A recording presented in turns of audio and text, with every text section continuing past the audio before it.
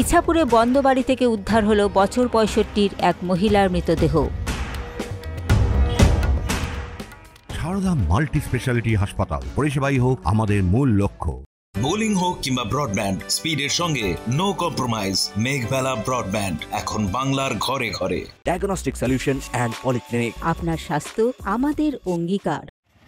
ইছাপুর বিধানপল্লী এলাকায় বন্ধ বাড়ি থেকে উদ্ধার হল বছর ৬৫-র এক মহিলার মৃতদেহ। সেই একই ঘরে ছিলেন তার দাদাও। ঘটনার খবর পেয়ে নোয়াপাড়া থানার পুলিশ ঘটনাস্থলে আসে এবং মৃতদেহ উদ্ধার করে। পুলিশের প্রাথমিকভাবে অনুমান ৩ থেকে ৪ দিন আগে মৃত্যু হয়েছে ওই মহিলার। সেই দেহ আগলে বাড়িতেই ছিলেন তার দাদা। তাকে উদ্ধার করে ব্যারাকপুর বিএন বসু মহকুমা হাসপাতালে ভর্তি করা হয়। ঘটনাটা হচ্ছে আমার ওয়ার্ড ২ নম্বর ওয়ার্ড। আমাকে সন্ধ্যাবেলায় আমার ওয়ার্ডের কয়েকজন ভাই আমাকে বলল যে ওখানে স্বপন ঘোষ বলে একজনের বাড়ি আছে, আমাদের অনেক পুরনো বাসিন্দা বিধানপল্লী, যে তাদের বাড়ির মধ্যে থেকে একটা দুর্গন্ধ আসছে। তো সেই দুর্গন্ধটার কথা বলে ওরা একটা আশঙ্কা করছিল যে বাড়ির মধ্যে কি কেউ তাহলে মরে পড়ে আছে, কারণ ওই বাড়িতে এই মুহূর্তে যারা থাকে বাবলুদা এবং স্বপনদার বোন কৃষ্ণা, এরা দুজনই বেসিক্যালি এদের মাথা খারাপ, মানসিক ভারসাম্যহীন। একটা সময় বাবলুদা খুব ভালো চাকরিও করতেন, কিন্তু সেই চাকরিটা থেকে রিটায়ারও করেনি।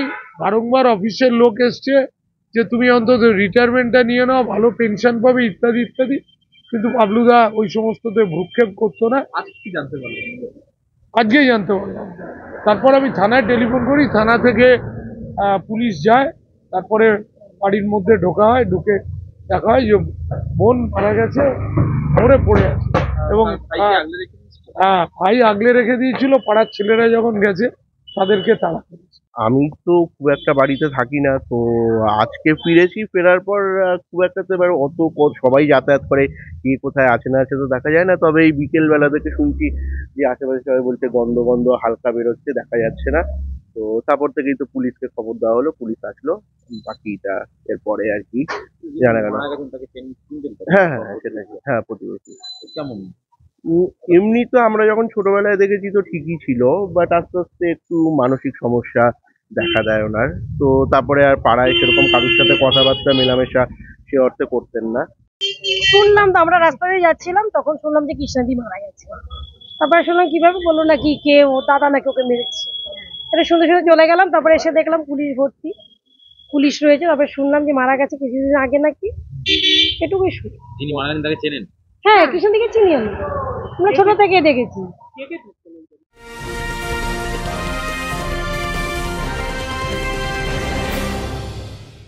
ব্যারাকপুর লালকুটিতে ডায়াগনস্টিক সলিউশন অ্যান্ড পলিক্লিনিকের সাথে শুরু করুন আপনার সর্বোত্তম স্বাস্থ্যের যাত্রা, যেখানে আধুনিক প্রযুক্তি এবং সহানুভূতি একই স্রোতে মিলে যায়। ইসিজি এবং ইএমজি থেকে শুরু করে এনসিবি পর্যন্ত এবং রক্ত পরীক্ষার সুবিধা নিয়ে এসেছে ডায়াগনস্টিক সলিউশন অ্যান্ড পলিক্লিনিক। অত্যাধুনিক সুবিধা, ডায়াগনস্টিক পরিষেবা, অর্থোপেডিক্স এবং সার্জারির বিশেষজ্ঞদের সাথে কনসাল্ট করে এক সঠিক চিকিৎসা পেতে হলে আপনাদের আসতেই হবে ডায়াগনস্টিক সলিউশন অ্যান্ড পলিক্লিনিকে। ঠিকানা 14/3/1 ঘোষপাড়া রোড, ব্যারাকপুর লালকুটি, 10 নম্বর রেলগেটের কাছেই, কলকাতা 7,120,000। ফোন নাম্বার 9101053272 এবং 8100671034। Diagnostic solution and polyclinic. আপনার স্বাস্থ্য আমাদের অঙ্গীকার। দেহ ময়না তদন্তের জন্য নিয়ে যাওয়া হয় নোয়াপাড়া থানার পুলিশের পক্ষ থেকে। অরিন্দম রায়চৌধুরীর রিপোর্ট, নিউজ বেঙ্গল টুডে।